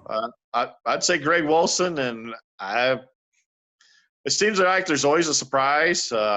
Maybe Anthony Macri. I mean, I could see him doing it, but with money being up in Pennsylvania, it's going to be hard to go out on the road when you can stay right at home and race for the same money. And Cale Conley, I'll also let you know, I read an article from Dirt on Dirt about West Virginia Motor Speedway. Cale Conley is actually one of the guys Cody Watson was calling daily to, talk about changes to the track and stuff. Right. I got to move and plug in my phone for you. Oh, nice. Cale Conley, like you said, he's got more invested than just location into West Virginia Motor Speedway. So I kind of thought so, but I wasn't 100% sure. But so I don't see him doing the All-Star deal. So maybe I won't die on you now. Different lighting. Ooh, man, is that ugly? Nothing we can do about that. Turn the lights off. That's all. Yeah, there you go. Here, how about that? Next question. Kyle Keach asks, is it crazy to pick anyone besides Larson to win the Chili Bowl after his season in 2020? I'm guessing is how he's. Is it crazy to pick anyone else? Yes, is the question. Not at all. I don't think he'll win it. I mean, I just don't. I mean, putting money on the line. Yeah. I mean, he's going to be tough, but I think it's hard to bet against him. With that said, but his Chili Bowl record is not, he's got one win, obviously. And he's 1-13. Yeah. So, I mean, 1 out of 13 years. It's not a good streak, but it seems like when he's in his own car, I don't know. They just he didn't. I mean, shouldn't say he didn't end well in California, but he won one of the days at Millbridge. or one. Yeah, Millbridge. He won one of those, but then he got beat in one too. And there's like what 9 cars racing the main. So not that Chase Briscoe's a slouch by any means, but I don't know. You just gotta have a lot of good things happen to you there, and not that he don't, but I just don't think he's gonna win it. Yeah, and that was one, like, again, nothing against Chase Elliott, but you know, there's a lot of talk about him and success at the Chili Bowl. Not to say he won't be successful, but they're using the sample size from that North Carolina race to judge that Right. call. And I'm thinking, he only had 8 cars there, and he's in one of the top 3 or 4 cars, quality rides, that was at Right. the track, which is half the field. So, Right. I I wanted to do well. Don't get me wrong, but there's a lot of talk about, well, Chase Elliott going to win the Chili Bowl. It's like, probably not, because there's a lot Probably there not. to process. Yeah. Right. Yeah, I don't think he'll win. He might. I think he'll do all right. I mean, he's. I think he's more impressive at Millbridge than what people have thought, because his times, his lap speeds were decent. Like I said, granted, there wasn't that many cars there, but at least he's got it down. I don't want to say down, but he's gonna know what he's doing when he gets out there. Not like some of these guys. So that could help him. But yeah, I don't know. I just think it's one of those years. It's time for somebody like a Brady Bacon to win, or a Tyler Courtney, or Tanner Thorson, or Logan Seavey. Yeah, Chris Windham. I just, all those guys are tough. All of them's been up there, and that happens. You get that seems like so many years in the Chili Bowl. You get that to happen, and Swindow cars are tough. Seavey, I'd say he could be tough, and Sammy, he's always tough there. I mean, I think it'd be awesome if he win, obviously, but I think it's gonna be somebody like that. Somebody that's maybe in Jerry Coons Jr. He's tried his ass off forever. What about Casey Schumann? I mean, he could have a legit shot if just a few breaks come. He's always one of the best cars there and has the shittiest luck ever. I mean, if anything stupid could happen at Chili Bowl, it happens to Casey Schumann, So, Timez. I mean, but you look, like I said, we talked about Damien Gardner. Not that it was an upset, but it kind of was. Tim Crading, McCready when he won, and some of those guys, Andy Hillenberg. To me, it just seems like 2021 is going to be a type of year that somebody like that wins the Chili Bowl. Could be wrong, but it's just got the making for something like that, I believe. Yeah, and I mean, like Timez, he was. Yeah. Brad Sweet, David Gravel. I mean, they've both been impressive there the last few years, and they're with good teams. So, yeah, a team as Buddy Kofoid. Yeah, his year. I mean, why not? I mean, it could be. I just think somebody like that will win. I could be wrong, but we'll see. Yeah. All right. Switching over to Twitter with some questions. Jeremy Solf asks, JFM Motorsports bringing 4 cars to the Chili Bowl Nationals, 3 California drivers, 1 Oklahoma driver. Heard they might be running a new Chevy motor in a couple cars. Any insight? That's Josh Ford Motorsports for you, Elliott, because I know you don't know that. It's the 73. Okay. Well, I was thinking it was the car, the 76 that Brady Bacon used to race. No, that guy's out of Connecticut. No, it'd be Josh Ford. And Josh don't race it anymore, which is kind of weird. I don't know what happened, why Josh don't race, because to me, Josh was coming up a pretty good racer, and now he just owns stuff. So I never knew that story. But no, I haven't heard anything. I don't know. What kind of new Chevy engine? I really don't know. I know, the Stanton Mopar deal seems, like what everybody wants, but Chevy, I really haven't heard. And, I haven't done as much traveling this year to talk to a lot of my California friends to get any insight, to be honest, which is one thing that sucks about COVID.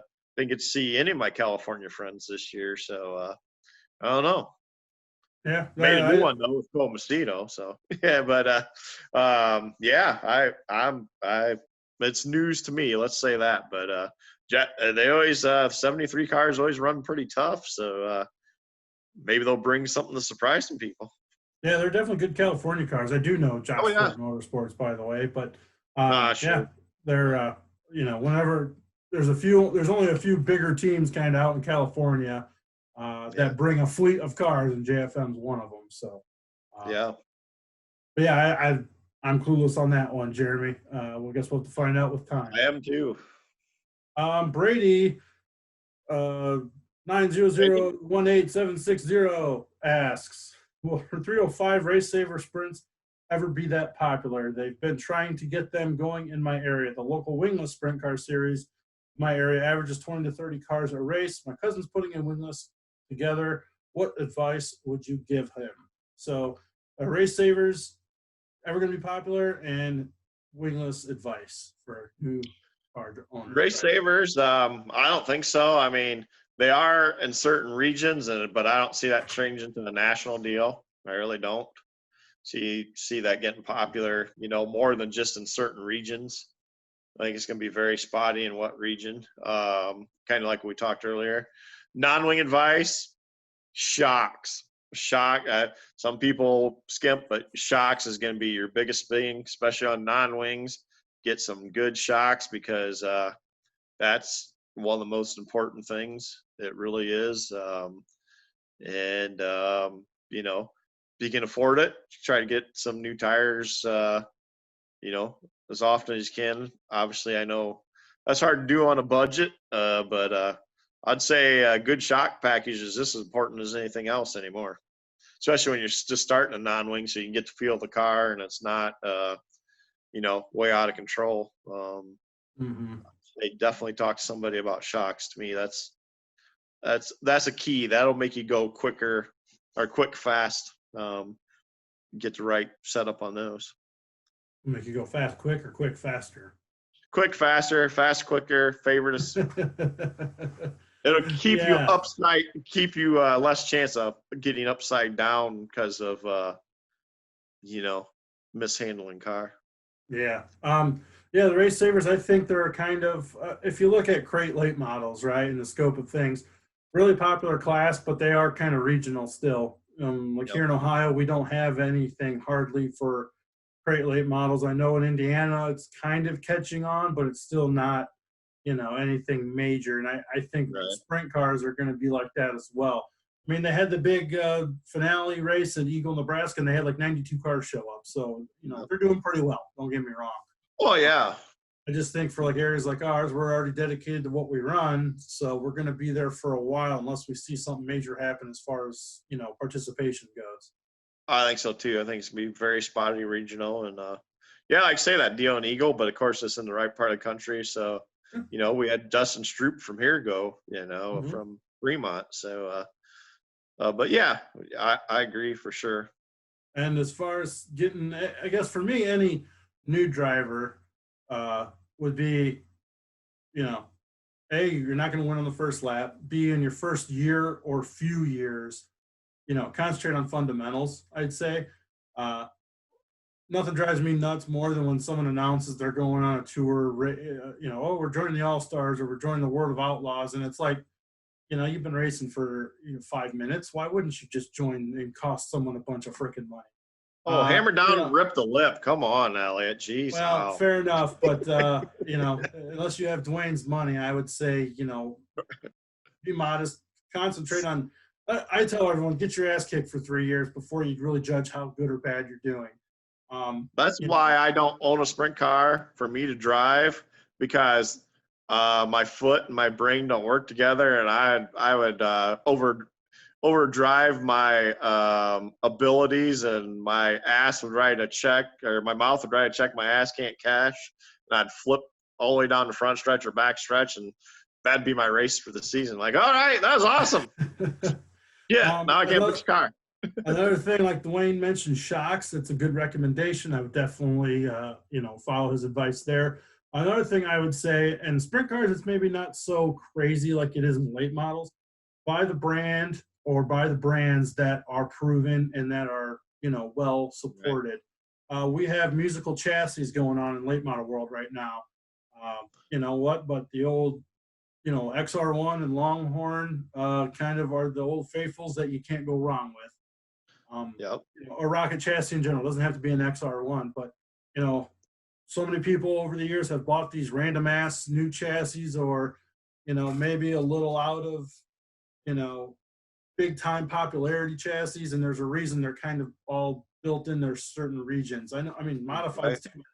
I know guys that have bought the quirky niche modified chassis and regretted every second of it. Went back to one of the better, more popular brands. So sprint cars is maybe not as big of a deal, but like when it comes to shocks, buy a brand of shocks that's been proven and is well supported. That'd be my biggest advice. Yeah, and I'd say the other advice would be respect the guys on the track with you. If you show them some respect and start at the rear until you get used to it, and hold your line and let them go by and not race the leaders, you'll get those guys coming down and start helping you. If you show them some respect, you see it all the time, especially in sprint car racing. Hell, I seen Robert Ballou do it to Ruhlman. He went down there and it's like, dude, you're gonna kill yourself, at Eldora the first time and stuff. And if you just hold your line and like kind of Elliott said, don't be a hero on the first lap. Get some experience. People will help you. Yeah. People will turn you in the right direction. It doesn't happen overnight, No. It just takes time. That's the biggest thing. All right. Jimmy Troy asks. Jimmy's got some decals coming his way and has messaged me on and off. So Jimmy asks, what are your thoughts on the reopening of West Virginia Motor Speedway? Is the 5/8 mile too big? I also hear people say it's too big of a track and it's hard on motors. If so, why can't drivers change their gears in their quick change rear ends? ? So, my thoughts are, I was really skeptical because of the size, but after seeing how Cody Watson has done it, and I know Michael Rigsby, stated this same thing pretty much, and I agree with him. It looks beautiful, it looks great, and I think it's good now. I was kind of worried. The track, you got to do something to try to. And Cody Watson even said, like I said earlier, I read an article on Dirt on Dirt. He said, well, I can sell speed at least on a 5/8. It's not, keep the dust down. Selling speed is kind of going to be his goal. It's the fastest track in the country, and I get that. I think if you could do something to make it race a little better at slower speeds, like Port Royal's a huge track. They have no problem getting cars because the track doesn't race like a big half mile, 5/8 mile. That's just going to be the key. Oh yeah. Hard on motors and the quick change. Well, the problem is that your quick change you can't adjust, but the guy next to you is going to keep it to where he can, put it fast and put it to the wood, and you're not going to win. So that's kind of how that works. Right. Well, yeah, and you can gear it down for that. But, yeah, like I said, every single car is going to have to do that. And we know that there's guys with huge budgets that ain't going to do that. Yeah. I'm excited to see it, though. I want it to succeed. What the hell are you doing? Oh, yeah. Jesus Christ. Drop my phone. I want it to succeed. The cord came out. Cody Watson that has done this work looks he's done some promotional work at Tyler County and stuff too. Yeah.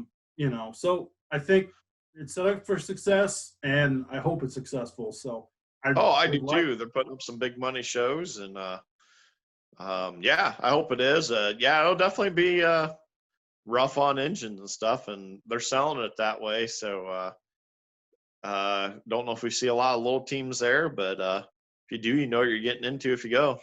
Yeah. So, but yes, I think it's a good thing regardless, and we'll see how it goes for 2021. Last question. Blake Dow asks. Hi, Blake. Blake's this is funny. Blake's name is at Washboard Abs. Yes. That's his user. That's his handle on Twitter. He might have had washboard abs at one time. Not making fun of him. I mean, he might have. I mean, you never know. Yeah. Hey, whatever works. I came close to one time in life, but whatever you guys do in campers is up to you. Yeah. He says, I forgot to send it in last night, the fan question. We got you in time. Don't worry, Blake. But Elliott, Duane, have a blessed and Merry Christmas. Thanks, Blake. Appreciate that. Yes, hope you do too, Blake. And who's your pick to win points for the 2 major sprint car series and 2 major late model series? Go ahead, Elliot. I'll let you go first. Okay, so All Stars. Me and Dwayne kind of both already said he can change his mind if he wants. Corey Eliason for the All Stars. I'm thinking Rocket Ship, Brandon Shepard for Word of Outlaw late models. Biggest thing, I think Ricky Weiss was his biggest competition. Now he's going to his own chassis. Not to say he's not going to be successful with them. It's just whenever you make a chassis change, it's a bigger step than not in my book. Right. And there's a lot of good guys returning. But I think, obviously, the Rocket House car is kind of hard to pick against. Lucas Oil, I'd be surprised if T-Mac's not up front. Jimmy Owens has a year like he did, but he released split, part ways. I don't know. His crew chief, Cody Mallory, and Cody's been instrumental in a lot of people stepping up their game over the last handful of years, and I feel like that really helped Jimmy this year, and it sounds like he's no longer with the team. So I'm thinking – if Jonathan Davenport has shit luck again like he did last year, and he has a crew guy leaving too, Shears is leaving now. I wouldn't be surprised if T-Mac is the guy on top. I don't know what's going on with Scott Bloomquist or Chris Madden. Bloomquist, I think, he's still on the comeback from his hip. Madden, if he joins the series, he'll definitely be a contender, but I don't know as of now if he's going to. So I think T-Mac's winning Lucas Oil, late models. And then what about sprint cars? Man, I think it's down to the same 3 guys, Schuart, Donnie, and Brad Sweet. My heart wants to pick Logan Schuart, that's for sure. I would really like to see him win. Obviously, Gravel with the big game team will be good. Again, driver with a new team, got to get that chemistry. Same with Macedo over to the 41. But I think Brad Sweet probably takes it for the 3rd year in a row. All right. I'm going to say, geez, we got about the same picks. So I'm going to say Eliason for sure.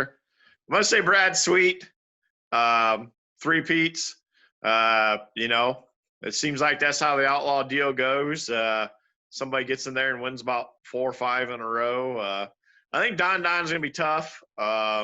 He got his shit together towards the end of the year. And he's got a different confidence. Surprisingly enough, he added me on Snapchat last night, and he requested me. I'm not sure how that happened yet. At first, I thought it was fake, and it wasn't. So, we've seen some cool Snapchats from him in the last 24 hours, and he's back to the Don to me when he first started driving for Tony Stewart, where like the pressure's off of him maybe now a little bit. So I think that's going to have a lot to do with it. Definitely hope Brad wins 3 in a row. If not, I think Don's going to be on his ass all year long, pressuring him. So I think it's going to be interesting. Bishop's going to be – I can't see anybody beating him in the points. Ricky, I'd like to see Ricky do it, but like I said, changing chassis. But if you listen to some people, how much has the chassis changed? Maybe a few bars. So he might still be right there. I'd like to see him win it, in all honesty. I'd like to see him beat Bishop, but I think Bishop's going to do it. And Lucas Oil late models. Even though there's a lot of changes in that, I think, I'm going to say Superman. I just don't see him. It don't sit well with him to have a year like he did. It doesn't. You just see it in him, and I'm going to say he's going to be back on top. Yeah, and originally I was going to say Jonathan Davenport, but like I said, once I started thinking he's got a crew guy leaving, Jimmy Owens would be hard to pick against, but since Cody Mallory's left, it's going to be a different road. And just when you change little things over the course of a long season seem to add up. So, but the Davenport deal might be a good thing because they was running like shit, so maybe maybe Yeah. changing crew guy will be good. But I Yeah. think, like I said, I think the Mallory deal will hurt Owens more than it'll. Yeah. I think his crew change will be a lot more effective than Davenport, say, as a negative. Yeah, and Davenport's crew chief is Jason Durham still. Yeah. You know, and everything's housed at Jason's shop in Kentucky.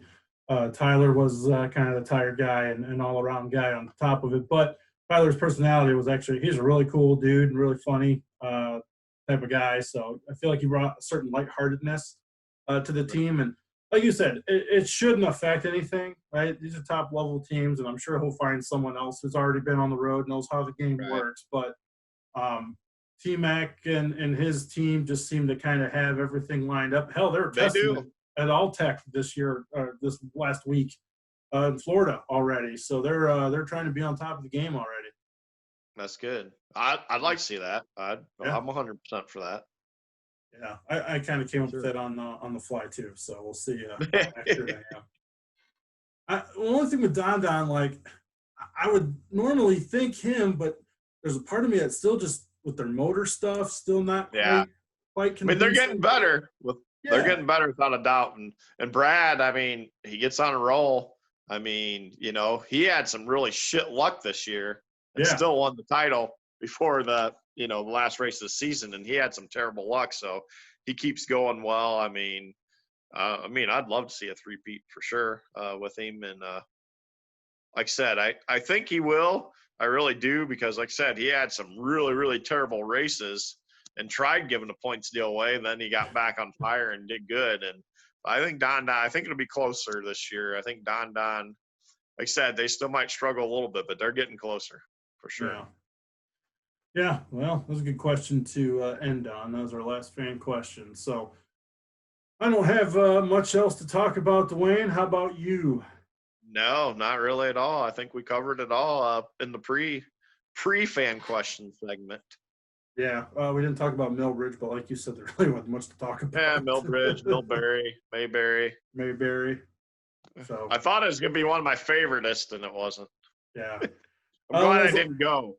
I'm glad I didn't. Yeah. I mean, the government kind of screwed them. Well, yeah. I mean, they limited it to 12 cars, and then a couple of them had issues. And yeah, I was gonna say it got turned upside down in a hurry. I don't completely blame the track for any. No, it wasn't their fault.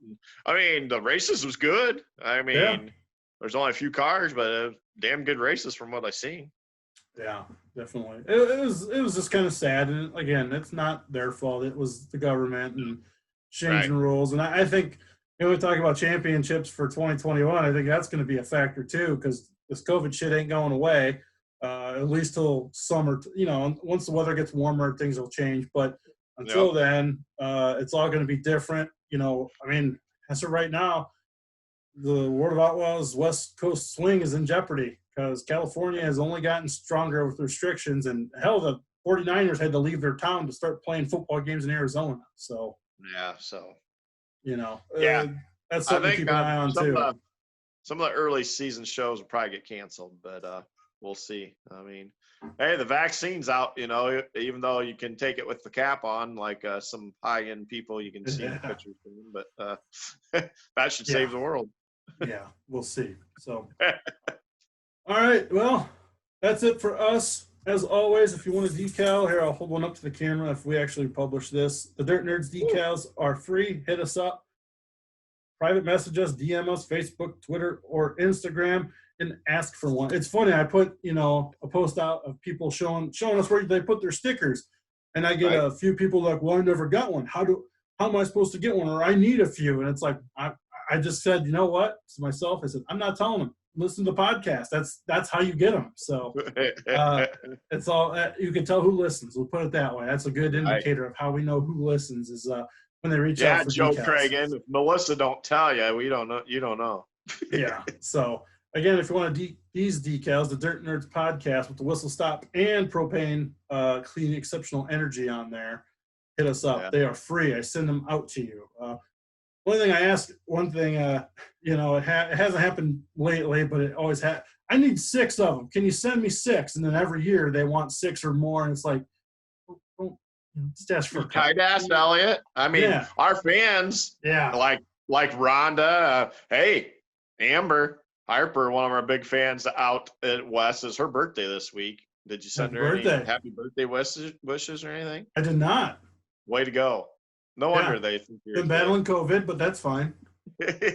I'm just gonna Doesn't matter. Our fans come first. I'm going to use that as an excuse for everything. Hey, I had COVID. I'm sorry. I had COVID. So, right.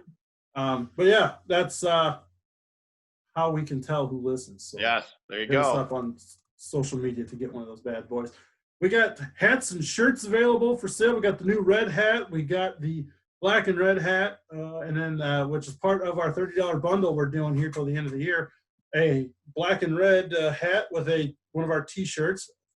Get a combo, $30 if you order both. So $30. That's right. Hell of a deal. I just sold one. Like I said, I just sent one out today. I just got a payment for another one I'm sending out. So appreciate everyone who's bought that stuff. And $30 bundle for the last year's hat and last year's shirt. We are going to be getting some new shirts made. I actually got to start thinking of some ideas to get the design work started on those. So you can have the back say "woo woo." Yeah, that's exactly what it'll say.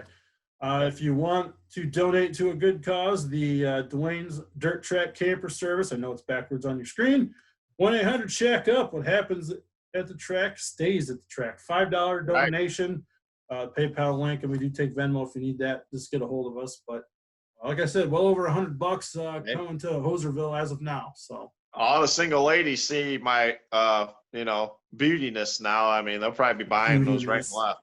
The beautiness? Oh, yeah. God. My beautiness. Beautiness now. All right, Duane, anything else you want to say? I don't know. No. Thanks for everybody listening. Have a Merry Christmas. Yes. All of our listeners. That's right. Christmas Thank is this you for week. everything. Hope everyone has a great Christmas. Yes. So that's all I got, man. Let's get out of here. Me too. Sounds great. As always, we will see you next time. Stay dirty. Usually I say stay dirty. We will see you next time. I screwed it up this time. Go figure. Way to go. Way to go. So stay dirty. Bye-bye. Have a Merry Christmas to everyone out there listening.